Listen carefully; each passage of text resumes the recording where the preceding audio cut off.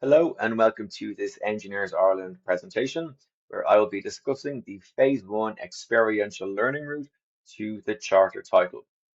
If you are on the Standard or the Further Learning routes, you do not need to watch this presentation.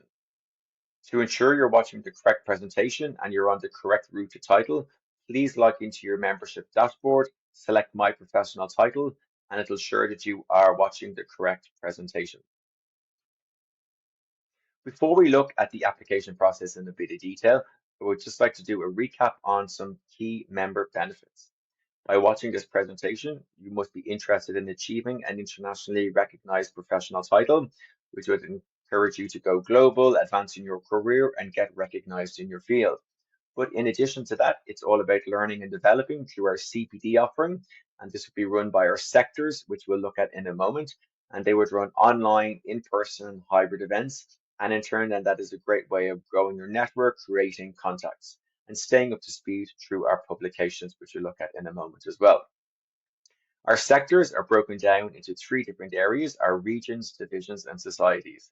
I will show you in a moment how you can double check your membership profile to ensure you are utilizing and maximizing your membership to its fullest.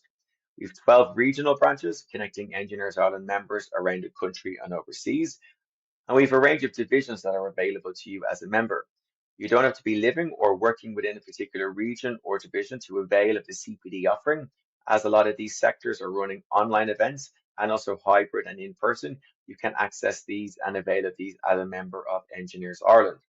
And similarly, with our 11 engineering societies, these represent different special interest groups. Popular ones are our Young Engineer Society, and two on the bottom there are an Inclusion and Diversity, and our Executive and Business are two recent additions. With our publications, we have a range of publications from our weekly and monthly newsletters, which are our Connect and Engage newsletters, through to our Engineers Journal and our Salary Survey as an example, which are hugely popular publications. To apply for a professional title with Engineers Ireland, there are a few key things that you need to do, and one of those is become a member. To join, there is a team involved in looking after applications for membership, but you would start the process online on the Join Now section of our website. With step 2, we are a qualifications-based membership body, so we do need verified copies of your qualifications, and there's a few processes and ways you can do that. There's a payment fee involved to become a member, and when we have all your necessary information, it's sent to what's called our Membership and Qualification Board, who meet once a month, and they review all applications for membership. And based on their outcome, you're elected to a grade of membership, which is in turn then your route to a professional title. So if anyone has any questions on member benefits, how to join, at the end, we'll provide an email which you can access. But now we're going to look at the Phase 1 Experiential Learning Route process in a bit of detail. So the first question and a good starting point is focusing around why become a chartered engineer. So the green diagram there on the right gives you an idea, and it's, I suppose, a multitude of reasons as to why you should achieve a professional title. But those key points in the top left there, they would be our feedback that we're getting back from our members who have successfully achieved the professional title process. Not only is it a way of getting professional recognition, but it's also getting that international recognition. It's achieving that badge of excellence and really that seal of approval amongst your peers, but also amongst your employers. And in turn, then it is a great way of maximizing your career opportunities. So some key things to remember: to be eligible to apply for a professional title, you have to be a member with Engineers Ireland for a minimum of 3 months. Secondly, you will need the prerequisite standard of engineering qualifications, and they will be reviewed by our Membership and Qualification Board. Thirdly, then, you will need to have built up the relevant work experience post-graduation that will allow you to demonstrate the learning criteria, which we'll have a look at in a moment. And for Phase 1, you need to showcase CPD for the last 4 to 5 years with a minimum of 35 hours of CPD per year. So to give you an idea, earlier this year, we launched new regulations and guidelines documents. So these are now downloadable PDFs directly off the Chartered page. And on the left there, you can see we now have a standalone experiential learning route guidelines document. Please ensure you double check your route to title first and then download the correct guidance document. And please ensure you familiarize yourself with all sections of the application through the guidance documents before starting the application. And in addition to that, using the regulations document as well alongside the guidance notes. To give you an idea where you can access all resources, on the Engineers Ireland homepage under the membership tab, you select My Professional Title and Chartered Engineer. Here you will see animated explainer videos, discipline-specific competency documents, our regulations, which I mentioned, and the 3 guidance documents there. So they're downloadable PDFs. Further down on the page, you will have access to some podcasts, which are really interesting to listen to. We have a document that looks at the interview process and a video that looks at the roles and supporters. There's also a range of testimonials from engineers from a variety of disciplines and a range of other supports available to you. So quite a few varieties of engineers come through this particular route, as you see here now. So the first would be someone who's qualified from an engineering program that was accredited by Engineers Ireland as meeting the educational standard of an associate engineer, but they have over 10 years of work experience post-achievement of that qualification. Someone might have already achieved the title of an associate engineer and have over 7 years work experience. Someone might have qualified with an unaccredited qualification at level 8 or higher, or someone might have no formal qualifications but has over 15 years of engineering experience. So there's a variety of engineers that will be coming through this particular route as highlighted on this slide. So some people say, why am I on this route? So essentially, you need to demonstrate that you possess the educational standard that's required of a chartered engineer, which you've achieved through 3 things. So your own qualifications, your work experience to date, and CPD, so technical CPD. So you're combining those 3 things, so your qualification, your work experience, and your CPD. And by combining those 3 things, applicants then demonstrate that you meet the deficits between your own qualification and that of an accredited engineering master's. So you're combining your qualification, your work experience, and your CPD, focusing on technical CPD, and that you demonstrate that you can meet the deficits between your qualification and that of an accredited engineering master's qualification. Now, please note, in phase 1, so phase 1 experiential learning, in phase 1 itself, it is split into 2 sections. There is an initial assessment first that needs to be completed before having access to the full application. The initial assessment is a Word document that is emailed out to you. So it's a Word document that you complete. You submit that to our membership and qualification board. And when you pass the initial assessment, you'll move to your online dashboard on your profile, and it will be an online application that you complete for the full phase 1 process. So please ensure you're fully clear that phase 1 is split into 2 sections. An initial assessment, which is a mini application. It's a Word document that's emailed out to you. And when you pass that, then you have access to the online application. If you have yet to achieve the initial assessment, there's an email provided at the end of this presentation, which you can use. So when someone is on the experiential learning route, this maps out both phase 1 and phase 2. For this presentation, we're looking at steps 1, 2, and 3. So we're looking at the initial assessment, the full education assessment, and the interview. So steps 1, 2, and 3 form what's called phase 1. So an application and an interview. And when you pass that, you move on to phase 2, which is all about the competencies. We're not going to be looking at phase 2 at the moment because there's a lot to get through in phase 1. So it's worth noting to get phase 1 through the initial assessment, the full online application, and an interview. And when you pass that, you move on to phase 2, which is an application and an interview itself. And upon achievement of both phase 1 and phase 2, then you would have achieved the Chartered Engineer title. So this is what your dashboard looks like. You'll select My Professional Title. If any of you are seeing that notification there in the bottom right, it more than likely means that you have yet to pass your initial assessment. So you need to contact us with the email I'll provide at today's session, and you can get the Word document emailed out. Once you have passed the initial assessment, when you select that My Professional Title highlighted there, you will access the online application, so the full phase 1 application. For all those different regions, divisions, and societies, there's publications, any member benefits, you can have a look through your My Interest section of your profile to ensure you are maximizing and availing of all member benefits. When you have access to the full online application, this is what you'll be presented with. So when you open it first, all of these sections will be down as not started. They'll be all as red. And as you work through them, you can change them over from draft and ready to submit when you're ready to formally sign off on the application in advance of a deadline. In the bottom left, you can share your draft version of your application with your supporters. So they'll get a PDF version of the current up-to-date version of your application. And in the bottom right, when you're ready to sign off and submit the application, you'll be doing so all directly online. You'll see from today's presentation that a lot of these sections are quite straightforward and easy to complete. So you'll be surprised at how quick you can start working through the application as we look at it here today. So with the first one there, interview location. It's just a drop-down menu. You're selecting online or in person. That's the only thing you need to do there. We'll look at the interview process in a little bit more detail in a moment. The next three sections, your areas of expertise, your engineering discipline, and your areas of activity. Similarly, again, check boxes.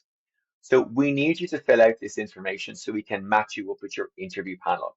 Our volunteer interviewers, they also fill out these sections.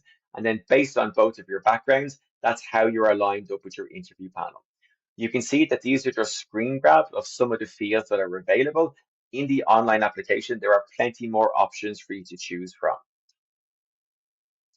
The next section then, so straight away you've got four sections done, quite straightforward. The career summary table, as you can see, is quite straightforward. So a table in chronological order, so graduation to current dates, so outlining your career post-graduation. The companies you worked with, your start dates, your end dates, the positions you held within those organizations, and then over the years as your career evolved, that growing list of responsibilities. Please ensure as you start each section of the application, reread the guidance notes and ensure you clearly understand how best and how correctly you should be completing each section of the application. It tells you exactly what you need to do for each section, and then it's just about you slotting in the relevant content into each section of these applications. So please make sure you are using those guidance documents. Supervisor details, don't confuse that with your supporters. Supervisor details, a name and a job title is perfectly fine for that. And again, that's quite straightforward. The 8 learning outcomes really form the main crux of this application. And so as you can see them there coming up on the screen, there used to be 7 of them, but now there's 8, with engineering management being the recent addition. So for the initial assessment, so the Word document that's emailed out, the initial assessment, you'll be writing 200 words on each of those 8 learning outcomes. And when you pass the initial assessment and you're completing the online full education assessment, you will then be providing 8 1,000 word statements. You can reuse the same examples from the initial assessment in the full application itself. Obviously, your word count will just be increasing.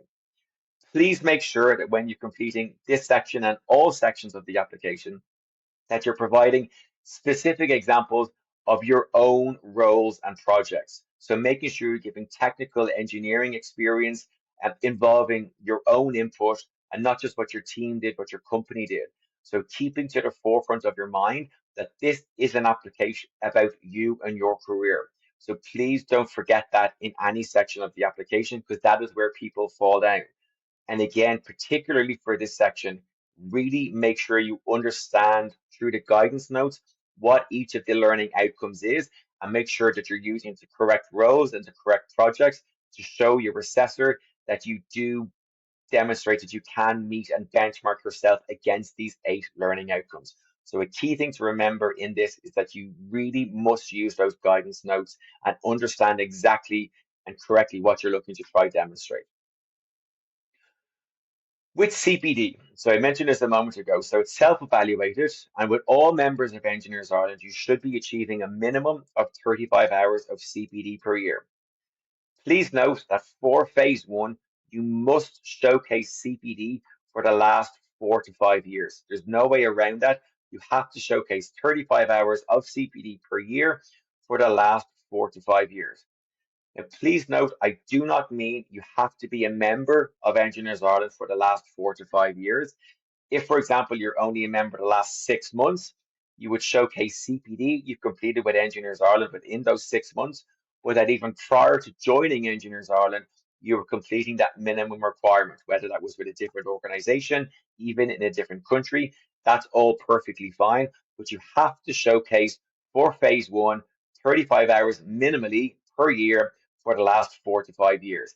And again, focus in on technical CPD that assists you in demonstrating the 8 learning outcomes. The CPD training table is quite straightforward to fill out, and there's a few ways that you can do it. The first one you can do on the top there is by importing your CPD. So on your membership dashboard, you have a section called My CPD. We encourage our members to declare their CPD each year with Engineers Ireland.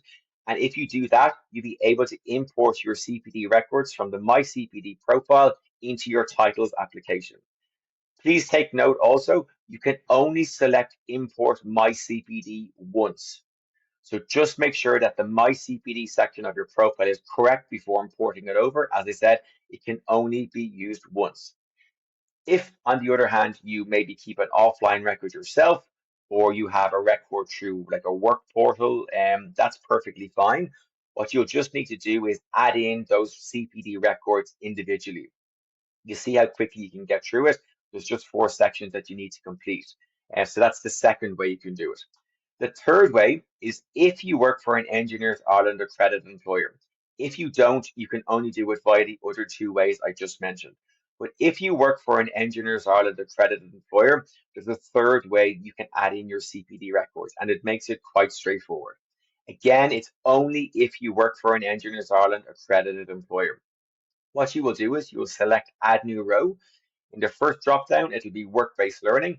And the second one, you'll select Engineers Ireland accredited employer. The third one, you'll put in the total number of hours of CPD you did for that year.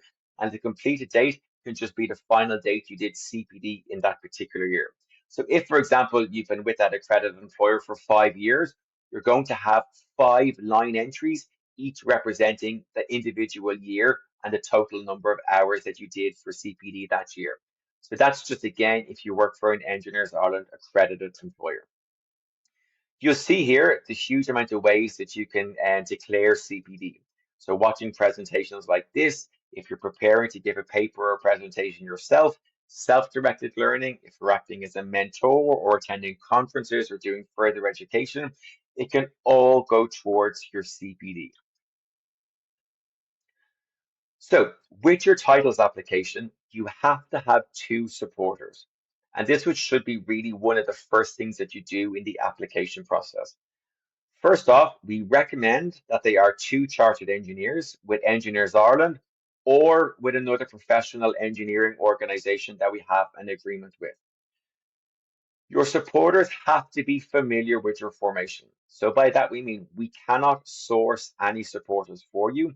You have to be, or they have to be familiar with your formation. So we mean you might be currently working with them. You might have worked with them on a different team, maybe in a different organization, or even in a different country. They're all perfectly fine scenarios because they are familiar with part of your formation. Secure your supporters, as I said, is one of the first things that you do, and get them involved in your application straight away. Get them to review it, identify deficits, offer feedback, make those changes, and mark that section as complete. That second last point there. If you maybe only have access to one chartered engineer or you don't have access to a chartered engineer, we do accept something that's called an alternative supporter. Please note they must have an accredited engineering degree as per the Washington Accord, and an alternative supporter, they must be pre-approved by Engineers Ireland. You cannot just select them and away you go. And you must give us 3 months notice out from a deadline if you do have an alternative supporter, as they must be pre-approved by us. There's a video on the Chartered page of the website that looks at the role of your supporters. So if you have any questions, have a read through that and a listen to it. And please get in touch if you have any outstanding questions. With the interview, I touched on this earlier on, and you can go for an online or an in-person interview. And there's no right or wrong, just go with whatever you're most comfortable with. On your interview panel, there's 2 or 3 chartered engineers. They'll introduce themselves to you, and then straight away, you have 10 minutes to give a presentation. We would recommend doing a screen share if it's online or in person, having a laptop or slides to give to your interview panel. It's 10 minutes. Make sure, as I said, for the written application that you're keeping front and center in your mind that this is a presentation and an interview about you and your career. So make sure what you're presenting on are your key roles and your key projects that really showcase how your career to date benchmarks against those 8 learning outcomes. So keep those 2 things front and center. That is about you, and then what you're presenting on aligns up with those 8 learning outcomes. The remainder of the interview will focus in on what you presented on and your written application. Your interview panel will have your application several weeks, so they'll know it in a lot of detail. If you have any questions on the interview process, there is a document on the Chartered page of the website which you can download, have a read through, and again, any questions, do let us know.